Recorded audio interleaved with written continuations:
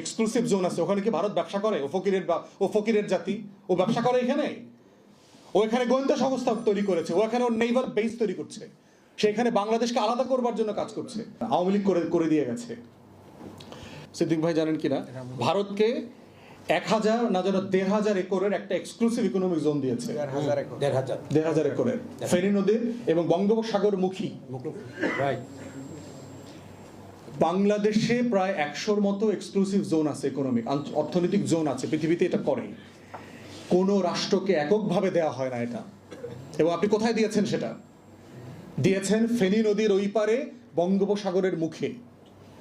তাহলে যদি ফেনী নদীর ব্রিজটা ভেঙে দেয়, তাহলে কিন্তু পার্বত্য চট্টগ্রাম এবং চট্টগ্রাম বিভাগ কিন্তু বাংলাদেশ থেকে আলাদা হয়ে যাবে।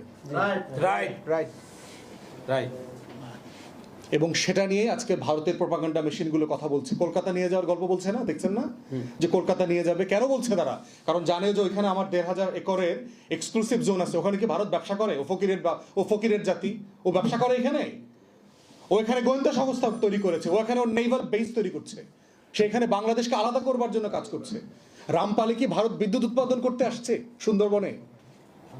এই ধরনের মানে রাষ্ট্র বিক্রির যে প্রকল্প আওয়ামী ফ্যাসিবাদীরা করে গেছে গত 16 বছরে। আমরা অন্তর্বর্তীকালীন সরকারকে বলছি, ইমিডিয়েটলি মিরেশরাইতে ভারতকে দেয়া এক্সক্লুসিভ জোন বাতিল করবেন, অথবা এটা সকল দেশের জন্য, চায়নাকে, পাকিস্তানকে, রাশিয়াকে, সবাইকে এখানে ব্যবসা করে দিতে হবে। এই জোনে একটা হইতে পারবে না, এক্সক্লুসিভ হইতে পারবে না, কারণ এটা আমার সভরেন্টির সাথে প্রশ্ন।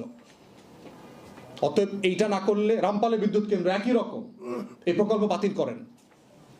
সুন্দরবন ধ্বংস করে ওখানে বিদ্যুৎ দরকার নাই আমাদের। আমরা অন্ধকারে থাকবো, তারপরে বাংলাদেশ রাষ্ট্র রাখতে হবে। রাষ্ট্র থাকলে এই রাষ্ট্রে আলো জ্বলবেই। এটা কয়লা দিয়ে হোক, গ্যাস দিয়ে হোক, বিদ্যুৎ দিয়ে হোক, আমরা আলো জ্বালাবোই। কিন্তু রাষ্ট্র না থাকলে রামপাল দিয়া বিদ্যুৎ আমার থাকবে না, আমি এটা করতে পারবো না। ঠিক। অতএব সেই যে আমার যে থ্রেট পারসেপশন গুলো আছে, যে আমার রাষ্ট্র কোথায় কোথায় হুমকির মুখে আছে, সেই জায়গাগুলো আমাকে মাথায় রাখতে হবে। 2007-এর দেখেন, আপনার এই যে indigenous community, protection of the indigenous কমিউনিটির ব্যাপারে একটা কনভেনশন হয়েছে জাতিসংঘের। 4টা দেশ সাইন করে নাই, অপোজ করেছে জাতিসংঘের সভায়। কারা কারা জানেন? যে আদিবাসীদেরকে স্বীকার করে নেয়া জাতিসংঘের যে কনভেনশন, 4টা দেশ এটা অপোজ করেছে। তার ভিতরে আমেরিকা 1 নম্বর, ইংল্যান্ড, কানাডা, অস্ট্রেলিয়া, নিউজিল্যান্ড।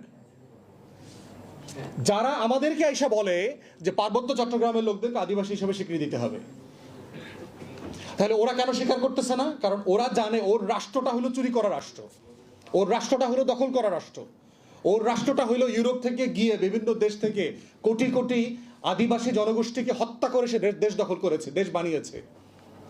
এই জন্য সেটা সাইন করে নাই, এখনো করে নাই এটা। তাহলে তারা আমার দেশে এসে এখানকার আদিবাসী জনগোষ্ঠীকে, এখানকার ভূমিপুত্রকে বলছে যে তোমরা ওদেরকে আদিবাসী হিসাবে স্বীকৃতি দাও। ভূমিপুত্ররা সেটেলার বলতেছে। কত বড় অসভ্য প্রস্তাবনা! এবং এইটা আবার আমাদের বাটপার বুদ্ধিজীবী নাগরিক সমাজ আমাদেরকে খাওয়ায়। আমাদের তথাকথিত লো গ্রেডেড কনস্টিটিউশনাল এক্সপার্ট আছে, যেগুলো আমাদের খাওয়ায়, যারা 72 সালের মতো একটা বাটপারি সংবিধান জাতির উপরে চাপাই দিচ্ছে, তারা আমগরে আদিবাসী আর সেটলার শেখাই দিচ্ছে।